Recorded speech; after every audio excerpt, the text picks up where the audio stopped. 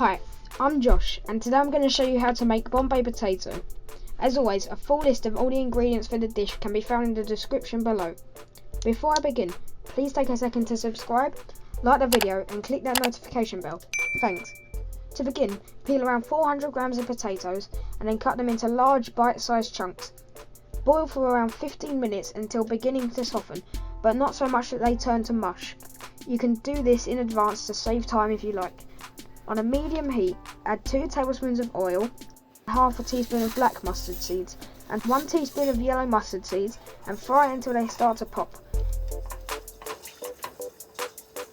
As soon as they do, add 1 medium sliced onion and cook for around 5 minutes to soften, stirring occasionally so they don't burn.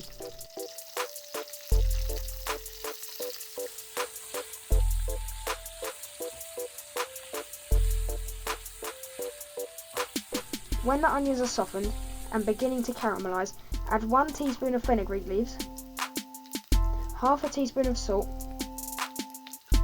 half a teaspoon of sugar, 2 large cloves of grated garlic,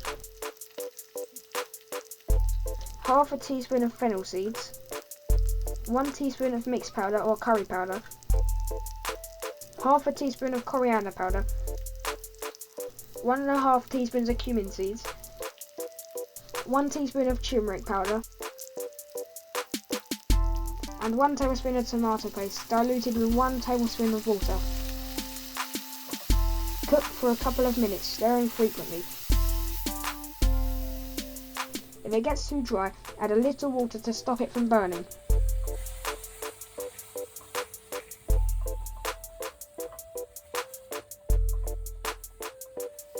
Add the potatoes and 350 millilitres of boiling water.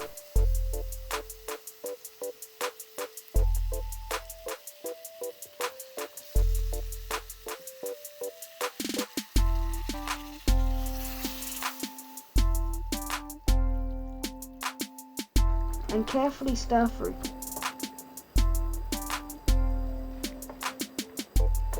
Allow to reduce for a couple of minutes, then gently stir again before adding around half a cup of fresh chopped coriander.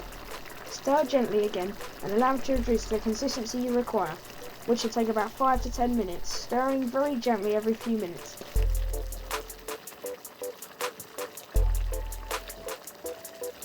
Check the potato is as firm or soft as you like it.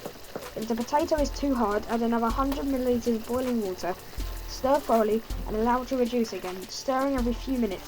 You can do this as many times as you like without affecting the flavour until the potato reaches your desired consistency.